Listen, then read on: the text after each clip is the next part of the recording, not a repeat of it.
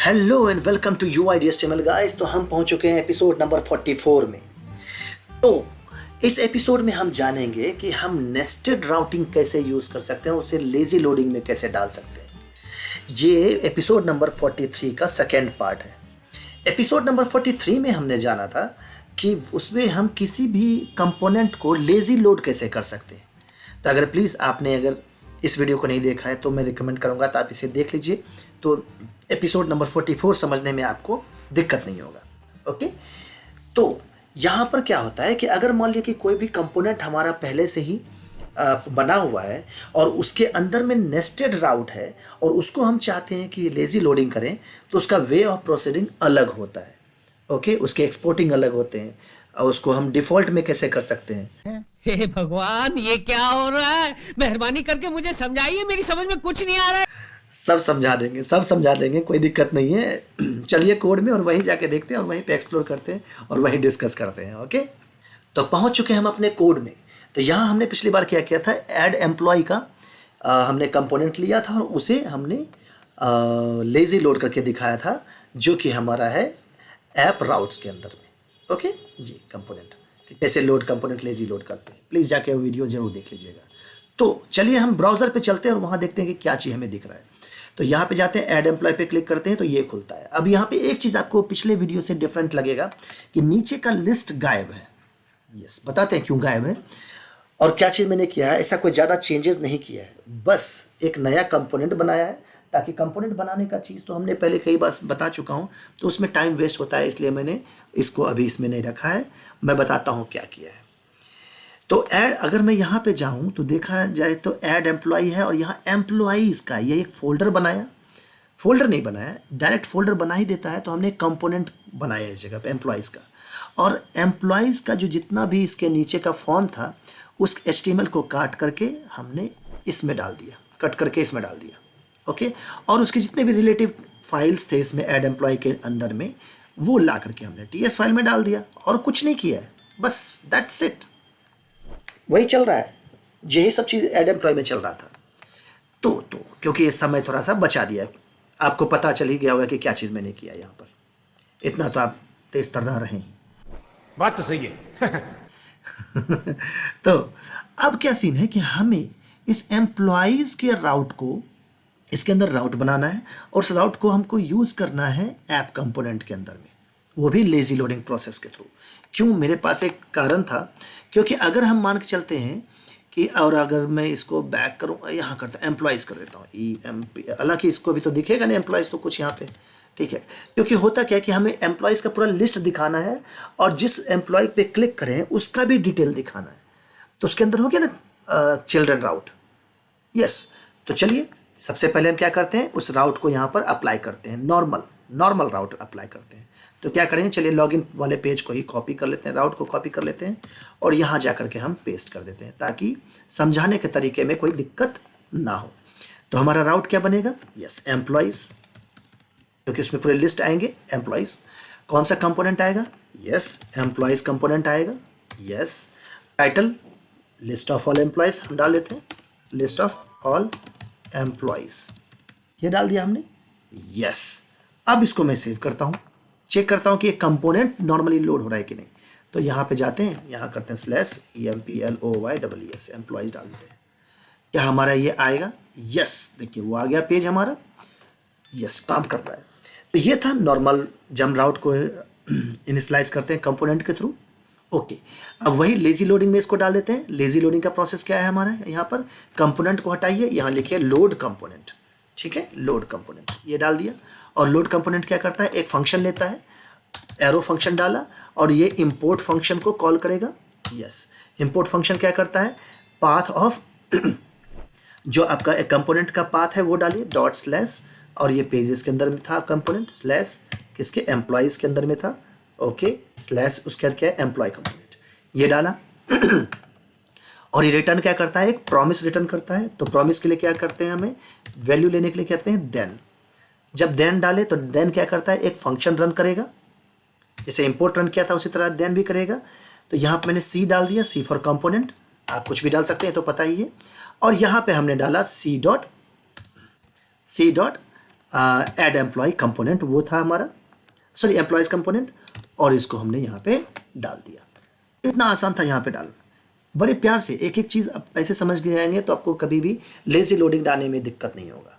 तो क्या हमारा पेज काम कर रहा है? यस, पेज लोड हो रहा है यहाँ पर। आजा भाई, इतना लेट नहीं करो। यस, कोई दिक्कत नहीं है, ठीक है, ओके। अब ये तो कंपोनेंट लोड कर दिए। चलिए अब क्या करते हैं, एम्प्लॉयज़ का जो हमारा फोल्डर है उसके अंदर में एक राउट बनाते हैं। तो क्या करेंगे, यहाँ पे एक न्यू फाइल लेंगे, employees.route.ts। देखिए .route.ts देने का एक कारण है, क्यों? क्योंकि आप अगर एक पैटर्न फॉलो करेंगे तो देखेंगे app.routes.ts है, सॉरी routes.ts है, तो आप routes डाल दीजिए, थोड़ा सा सिमिलरिटी होता है, आपकी मर्जी, आप कुछ भी abcd.ts भी डाल सकते हैं, कोई दिक्कत नहीं है, कोई पत्थर की लकीर नहीं है कि आप ऐसे ही डालेंगे, बट एक सिमेट्रिकली होता है ना कि राउट्स है तो राउट्स, कोई प्रॉब्लम नहीं आता। ओके, अब जब एम्प्लॉयज राउट्स का बना हुआ है तो सबसे पहले क्या करेंगे इसमें, पहले नंबर लाइन पे, तो पहले नंबर पे क्या करेंगे, राउट्स का एक जो लाइब्रेरी का एक फंक्शन है बना हुआ, या कोई वेरिएबल कर सकते हैं लाइब्रेरी का, उसे हम इंपोर्ट करने की कोशिश करते हैं। तो क्या होगा, इंपोर्ट, और इंपोर्ट के अंदर में हम ये करली ब्रेसेस होता है, और इसके अंदर हम इंपोर्ट करेंगे ROUTES, राउट्स। देखिए ये राउट्स हम इंपोर्ट करेंगे कहाँ, फ्रॉम एंगुलर, सॉरी वो ऐसे रहेगा स्ट्रिंग में, @angular/router, ठीक है। यहाँ से जब राउट्स आ जाएगा हमारे पास, तो ये कह रहा है कि हम यूज़ डिक्लेयर करें, यूज़ नहीं किए हैं, तो बस इसको एक्सपोर्ट कर दीजिए, क्योंकि एक्सपोर्ट करेंगे तभी आप बाहर इस कंपोनेंट से बाहर उसको इस्तेमाल कर सकते हैं। और जब एक्सपोर्ट करेंगे तो ये कांस्टेंट वैल्यू होगा, क्योंकि इसको हम चेंज नहीं कर सकते हैं बाहर से, कहीं दोबारा इनिशियलाइज नहीं कर सकते हैं बाहर से, ठीक है। तो कॉन्स्ट करेंगे, और हम इसी का नाम देते हैं, वेरिएबल सेम नाम से बना देते हैं, बस उसका स्टार्टिंग का हम कैपिटल R को हम स्मॉल रख सकते हैं, और उसको टाइप कास्ट कर देते हैं, वही जो ऊपर पे राउट्स है उसी को टाइप कास्ट कर दिए। अब क्या करेगा ये, यहाँ पर जाएंगे तो एक एरे लेंगे, ठीक है। अब ये बता रहे हैं ना, देखिए टाइप ऑफ राउट्स इज अरे ऑफ राउट्स बन गया, ठीक है।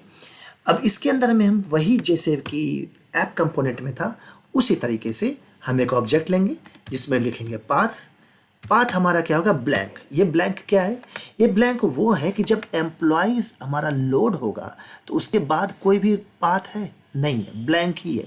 यानी कि जब इस एम्प्लॉयज़ को कॉल करेंगे लेज़ी लोडिंग के प्रोसेस, तो उसके आगे में हमारा कुछ भी नहीं है, तो वो किस कंपोनेंट को लोड करेगा, तो वो कंपोनेंट को लोड करेगा, ब्लैंक रखें, इसके हम डालते हैं कंपोनेंट, वो कंपोनेंट को लोड करेगा जो कि हमारा सेम यही कंपोनेंट है, एम्प्लॉयज कंपोनेंट, ठीक है। ये अब ये तो हमारा यहाँ तक हो गया। चलिए अब इसको हम क्या करते हैं, लोड करने की कोशिश करते हैं, देखते हैं ये काम करता है कि नहीं। तो इसको काम करने के लिए क्या करेंगे, जाएंगे ऐप राउट्स में। हाँ, अब देखिए क्या चेंज होना है, कुछ ज़्यादा चेंज नहीं होना है। तो जब कंपोनेंट लोड कर रहे होते हैं लेज़ी लोडिंग में, डायरेक्ट कंपोनेंट लोड कर रहे होते हैं, उसमें हम लिखते हैं लोड कंपोनेंट।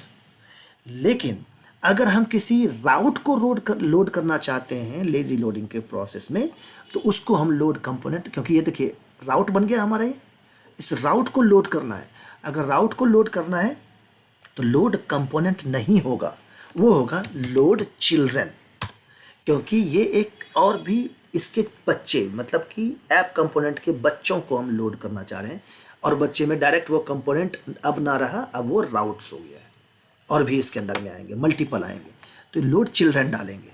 अब लोड चिल्ड्रन के साथ क्या करेंगे, अब आगे ये जो इंपोर्ट है, यहाँ पर वो कंपोनेंट ना लोड करके राउट्स को लोड करेंगे। तो राउट्स क्या है हमारा, ये है। तो अब राउट्स के को पाथ देंगे, तो employees.routes राउट्स, ये हमने यहाँ पर डाल दिया।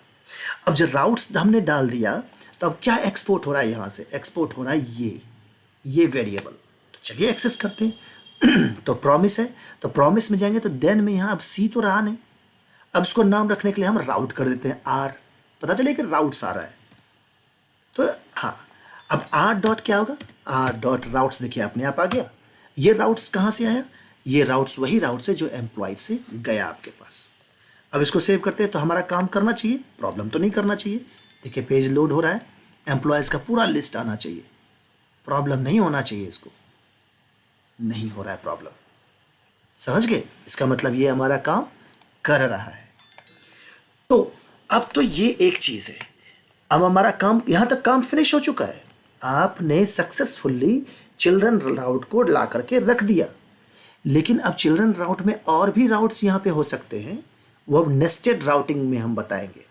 ठीक है, नेस्टेड राउटिंग, उसका इससे कोई लेना देना नहीं है, उसका इससे कोई लेना देना नहीं है। इसके लिए फिर वही अलग प्रोसेस नया से स्टार्ट होगा इस जगह पे। ओके, तो इसका अलग वीडियो बनाऊंगा मैं नेस्टेड राउट को लेकर के। तो प्लीज़ हमारे चैनल में बने रहिए, सब्सक्राइब कर लीजिए और बेल आइकन भी प्रेस करिए ताकि वो वीडियो बने। यही नहीं, अभी और सुनिए। लेकिन अभी एक चीज़ और है, एक चीज़ और है। एक चीज़ और क्या है कि अगर मैं इस देन को यूज़ ना करना चाहूँ तो क्या ऐसा हम कर सकते हैं? ये जो देन है, यस, इसे भी हटा सकते हैं हम। कैसे? सबसे सेफ एंड सिक्योर में हम क्या करेंगे, ये जो यहाँ पर एक्सपोर्ट कॉन्स्ट राउट है ना, इसे हम करेंगे एक्सपोर्ट डिफॉल्ट। ये सब कुछ हटा देंगे, इसको करेंगे डिफॉल्ट, एक्सपोर्ट डिफॉल्ट। और एक्सपोर्ट डिफॉल्ट जैसे करेंगे, ठीक है, और इसको हम कर देंगे यहाँ से एज राउट्स और एरे ऑफ राउट्स। जैसे ही ये हम यहाँ पे डालेंगे, वो क्या करेगा, तो ये यहाँ पर राउट्स हमने डाल दिया, राइट, एरे ऑफ राउट्स नहीं, एज एरे ऑफ राउट्स ना होकर के राउट हो जाएगा, एस हट जाएगा इस जगह पर। और इसको आप कर लीजिए इंपोर्ट, कहाँ से, वही राउटर से। और तो इस राउट्स का कोई मतलब नहीं है। तो ये हमारा बन गया जो डिफ़ॉल्ट वे में हमने इसको पास ऑन कर दिया। और जैसे इसको पास ऑन करेंगे यहाँ से डिफ़ॉल्ट से, तो ये राउट में जा कर के यहाँ पर करेगा एरर, क्योंकि राउट्स तो अब रहा नहीं ना, क्योंकि ये तो डिफ़ॉल्ट में हट गया, एज अ राउट जा रहा है। तो बस इस देन को यहाँ से रफा दफा कर दीजिए, कोई मतलब नहीं। चलिए सेव करते हैं, क्या हमारा पेज काम करता है। Doesn't appear to be a type of इतना वगैरह वगैरह, ये तो पुराना कोड था।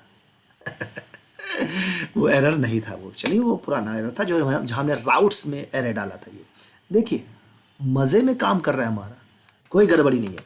तो ये चीज़ मुझे बताना था आपको इसमें कि आप किसी भी राउट्स को बाय डिफ़ॉल्ट वे में यहाँ से एक्सपोर्ट कर सकते हैं और उसे आप ऐप राउट में लेज़ी लोडिंग के थ्रू इंपोर्ट कर सकते हैं बिना किसी देन के थ्रू।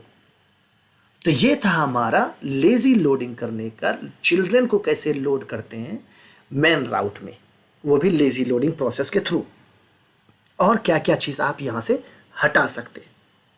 होप आपको ये वीडियो पसंद आया होगा, कुछ नया सीखने को मिला होगा। तो प्लीज़ लाइक एंड सब्सक्राइब कर लीजिए और बेल आइकन भी प्रेस कर दिया और ऑल पे भी प्रेस करना ना भूलें, बहुत अच्छा चीज़ सीखने को मिलेगा ये। चलिए मिलते हैं नेक्स्ट वीडियो में, तब तक के लिए बाय बाय और अपना ध्यान रखिए। और नेक्स्ट वीडियो में हमारा होगा ये चिल्ड्रन राउट को लेकर के हम कैसे, हालांकि चिल्ड्रन राउट सेम ही होगा लेकिन हम उसको चिल्ड्रन राउट बना करके दिखा देंगे। ओके, चलिए फिर मिलते हैं नेक्स्ट वीडियो में, तब तक के लिए बाय बाय, अपना ध्यान रखिए।